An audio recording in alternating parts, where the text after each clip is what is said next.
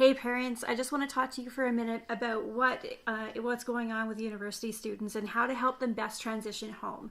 So we're going to talk about loss, we're going to talk about space, time, expectations, and communication. I hope you stick with us.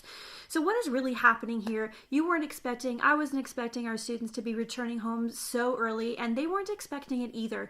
Things are changing really rapidly. I'm thankful that schools are closing, they're taking it seriously, but I just wasn't expecting it. It's kind of jarring and a little bit like traumatic almost in a way. There's a loss there, there's grief there, kind of also mixed in with a little bit of like, I'm kind of happy they're coming home, but I don't like the circumstances.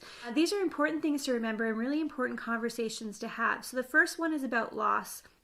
You know what, it's really important that we actually acknowledge the loss and we allow our students to grieve, and also that we're grieving ourselves. It's okay to be sad. It's okay to be happy. It's okay to be like, I don't know how I feel. I don't know what's going on in me.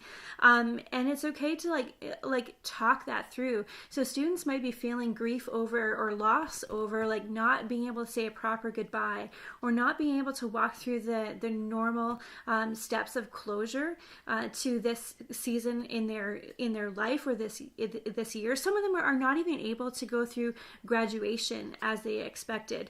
So you might see tears, you might see fears come up, you might see like overexcitement or humor that's a little bit like dark, but just try to make room to express the loss that students are feeling.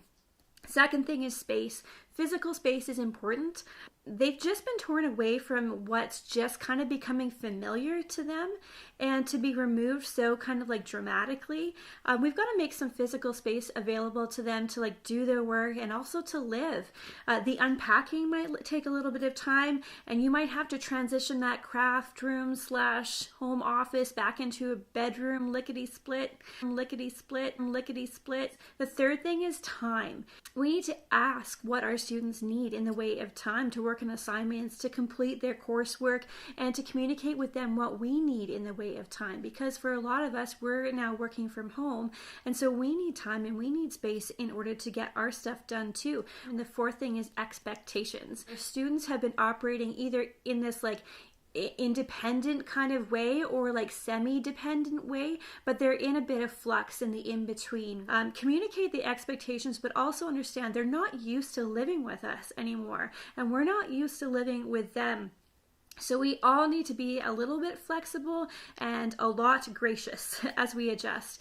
House rules can still be house rules, but also we need to make room for our students to learn how to make decisions of their own.